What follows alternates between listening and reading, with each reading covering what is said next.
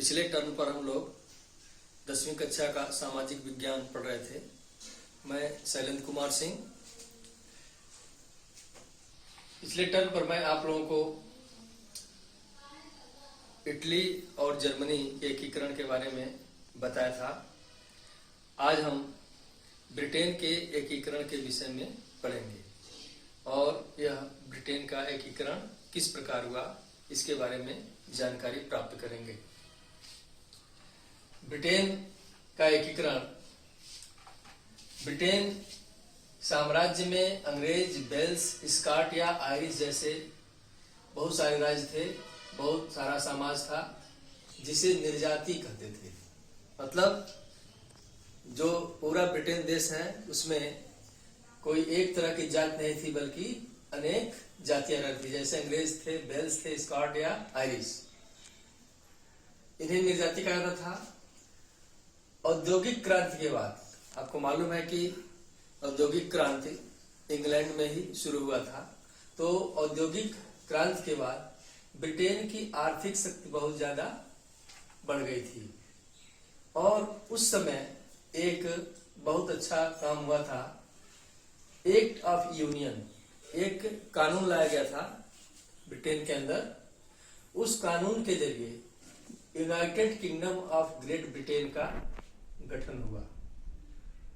कुछ साल के बाद इसके अंदर आयरलैंड को भी जोड़ दिया गया और ब्रिटेन के रूप में एक नए राष्ट्र का निर्माण हुआ। तो ब्रिटेन का एकीकरण किस प्रकार हुआ? England plus Scotland plus Ireland, इन तीनों को जोड़ करके यूनाइटेड किंगडम का निर्माण किया गया। मतलब जो ब्रिटेन है उसको यूनाइटेड किंगडम भी कहा जाता है। और जब ये इनको जोड़ने का काम हो गया तो जोड़ने के बाद कौन से काम हुए? ब्रिटेन के अंदर राष्ट्रगान लिखा गया। मतलब पूरे ब्रिटेन के लिए एक राष्ट्रगान लिखा गया और अंग्रेजी को मुख्य भाषा बनाया गया। जैसे हमारे देश में बहुत सारी भाषाएं बोली जाती हैं लेकिन जो मुख्य भाषा वो क्या है? वह हिंदी है। उसी तरह से ब्रिटेन का जो भाषा है वो अंग्रेजी।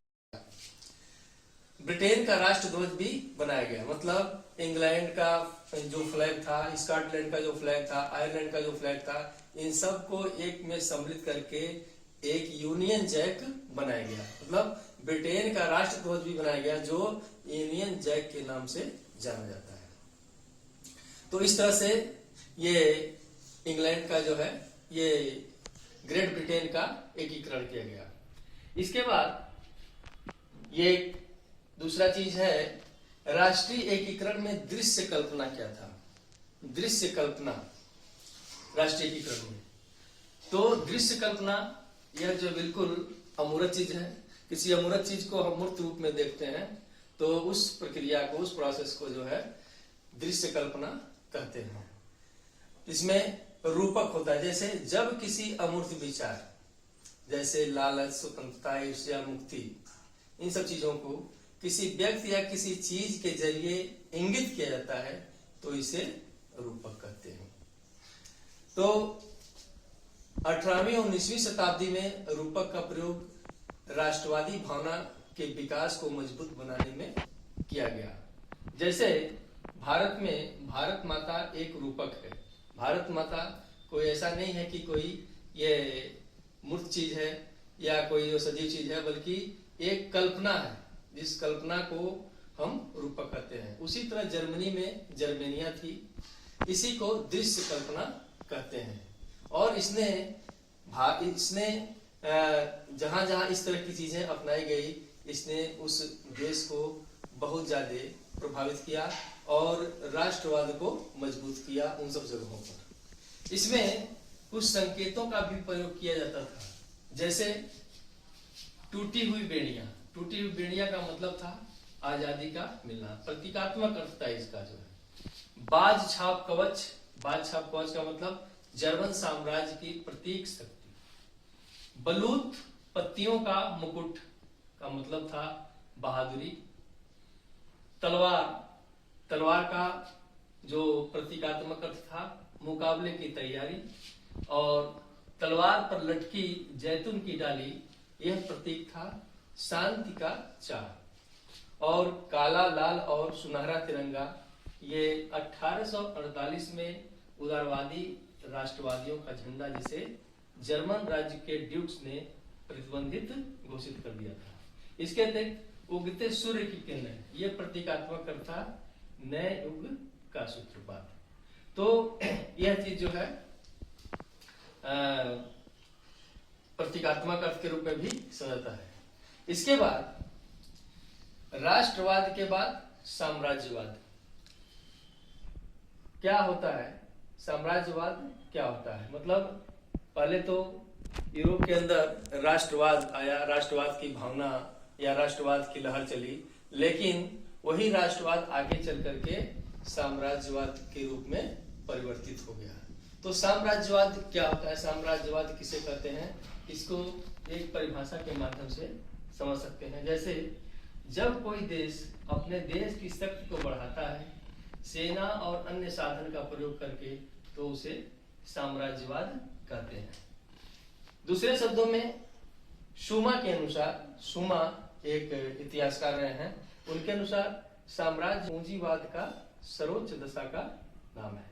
जैसे आज आप देख रहे हैं कि पहले एक समय था जब इंग्लैंड और जो है बहुत सारी यूरोपीय शक्तियां, साम्राज्यवादी शक्तियां थीं।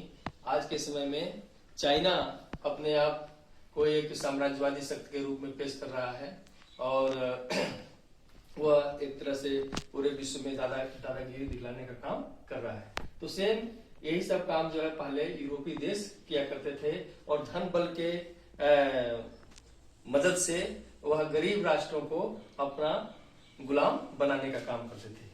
तो इसकी शुरुआत कैसे हुई, साम्राज्यवाद की शुरुआत कैसे हुई। जैसे 1871 के बाद यूरोप में गंभीर राष्ट्रवादी तनाव का स्रोत बाल्कन प्रायद्वीप का क्षेत्र था। मतलब पूर्वी यूरोप में जो बाल्कन प्रायद्वीप था और बाल्कन प्रायद्वीप के जो देश थे वह आगे चल करके यूरोप के देशों के लिए एक अखाड़ा बन गए।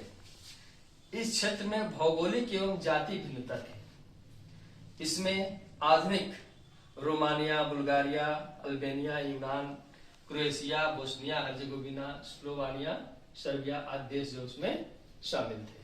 तो ये सब जो है पूर्वी यूरोप के देश थे और ये सब बाल्कन प्रायद्वीप के देश थे। और ये जो क्षेत्र था यह पहले जो है ऑटोमन साम्राज्य के अधीन था, लेकिन ऑटोमन साम्राज्य का विघटन हो जाने के बाद अब जो यूरोप की शक्तियां थीं वह यहाँ पर आग गड़ाई हुई थी और इन देशों के ऊपर, चाहे रोमानिया हो, बुल्गारिया, अल्बेनिया, यूनान हो, इन सभी देशों के ऊपर अपना अधिकार करना चाहती थी। और इसमें रूस, इंग्लैंड, फ्रांस, ये सब जो देश थे यह जो है इन देशों के ऊपर अपना अधिकार जमाना चाहते थे। और यहीं से इन सब चीजों के लिए जो है बहुत सारी जो है लड़ाइयां भी लड़ी गई और अंततः कुछ भी हासिल नहीं हुआ। लेकिन आगे चल करके इसी क्षेत्र से प्रथम विश्व युद्ध का जन्म हुआ, जिससे उग्र राष्ट्रवाद की भावना एवं आपसी वैमनस्य पूरे विश्व में फैल गया। हमारा देश भारत भी राष्ट्रवादी भावना के कारण ही स्वतंत्र हो गया या आजादी मिल गई। अतः हम कह सकते हैं कि इन उपरोक्त घटनाओं के कारण ही पूरे विश्व में राष्ट्रवाद का प्रसार हुआ। धन्यवाद।